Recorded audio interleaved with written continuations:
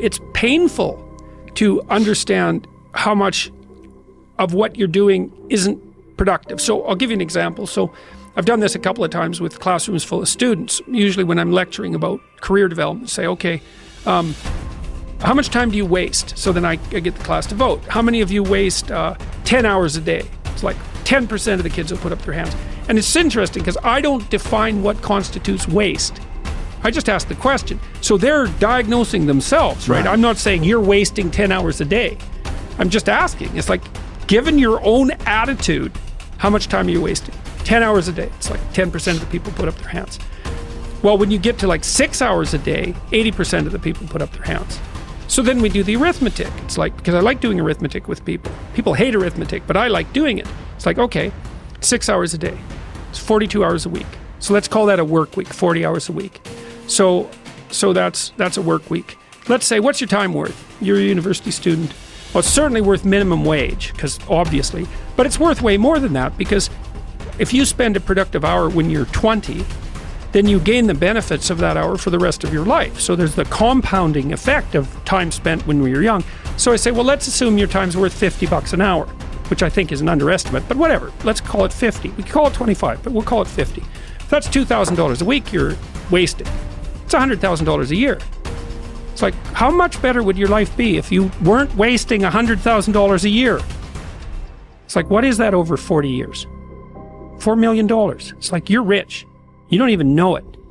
Quit wasting time. By your own definition. It's like people shake their heads, like, oh, I never thought about it that way. It's like, yeah, think about it that way. Don't waste your damn life. And then you think, well, why would people be resistant to that message? It's like, well, you really want to wake up and figure out that you're wasting half your life? And you know, when people do that kind of wasting, they actually hate it. You know, and I've had lots of people come to my clinical practice who were chronic procrastinators. You know, and so they're watching YouTube videos, say, but not ones that are good for them, although sometimes they will do that, but just browsing in that kind of mindless way that you do when you're not paying attention and you're trying to kill time. And people doing that, they feel bad, they get depressed, they feel anxious, they can't get away from it, they feel kind of quasi-addicted. That's what they're saying about social media now. It's a huge issue with young kids. Absolutely, but there's this feeling of kind of internal rot and corruption that goes along with it. It's like, yeah, well, you're wasting your life. It's like, so it's painful. It's painful to recognize that. Then it's painful to think, oh my God, look how undisciplined I am. I don't know anything. I can't use a schedule. I can't stick to a calendar. I don't have any aims. I don't know anything about the world, right? And maybe there's a part of me that's bitter because I haven't got everything already, and I'd just like to say, to hell with it. That's the recognition of the Jungian shadow. It's like, that's what makes you vicious and untrustworthy. All of that. No one wants to look at that, and no bloody wonder. But hey, the alternative is worse.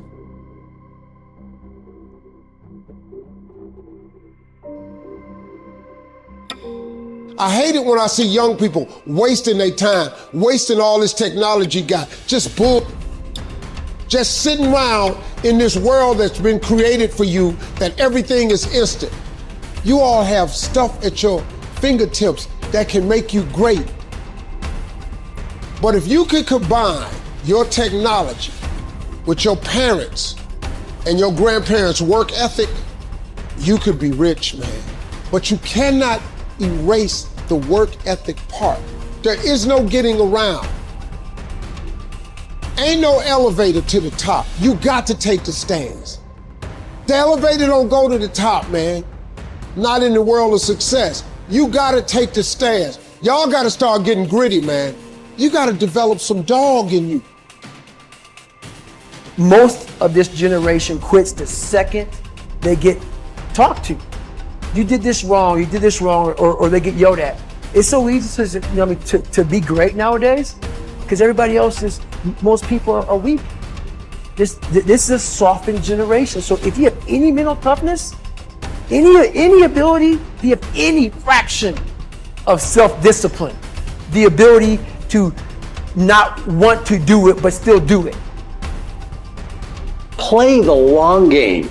Aim for legendary. Say, I want to have the guts and the grit and the acumen and the mindset and the capability and the commitment to create enduring success. Be the person who is up reading, listening to the podcast, writing in your journal, setting your goals, focusing on your intentions. As you become more successful, become more humble. As you become more successful, work even harder. As you become more successful, care even more about your product. As you become more successful, learn even more. Dedication, hard work. Dedication, hard work. I'm a one-man army. The world can go against me. I'm still come on top. I need you to go harder than you've ever gone before. I need you to be more dedicated than you've ever been before. Life's one big fucking head game. You play with yourself. If you lose, it's because you allow life to get in your fucking head.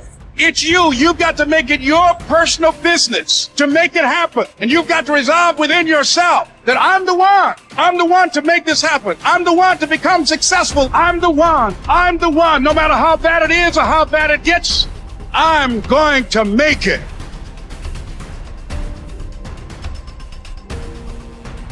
I must say a word about fear.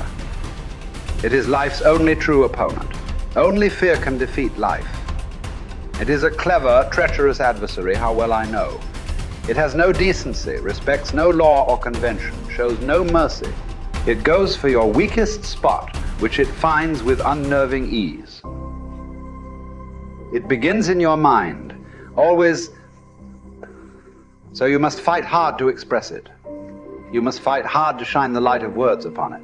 Because if you don't, if your fear becomes a wordless darkness that you avoid, perhaps even manage to forget, you open yourself to further attacks of fear because you never truly fought the opponent who defeated you.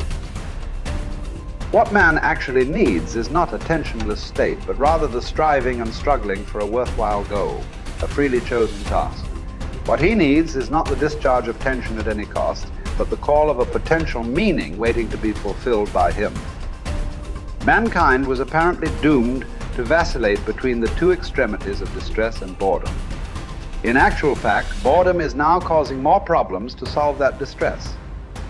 And these problems are growing increasingly crucial, for progressive automation will probably lead to an enormous increase in the leisure hours available to the average worker. The pity of it is that many of these will not know what to do with all their newly acquired free time.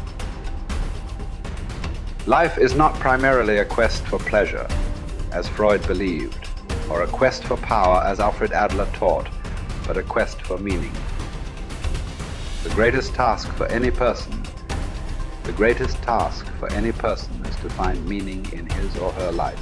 Frankl saw three possible sources for meaning: in work, doing something significant; in love, caring for another person; and in courage during difficult times.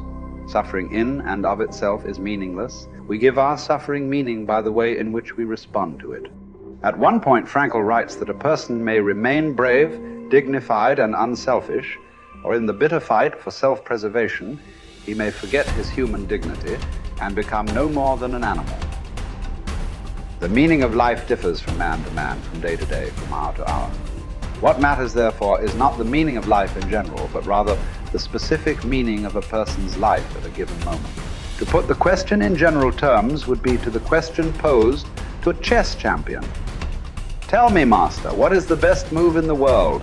There simply is no such thing as the best or even a good move apart from a particular situation in a game and the particular personality of one's opponent. The same holds for human existence. One should not search for an abstract meaning of life. Everyone has his own specific vocation or mission in life to carry out a concrete assignment which demands fulfillment. Therein he cannot be replaced, nor can his life be repeated. Thus, everyone's task is as unique as is his specific opportunity to implement it. As each situation in life represents a challenge to man and presents a problem for him to solve, the question of the meaning of life may actually be reversed.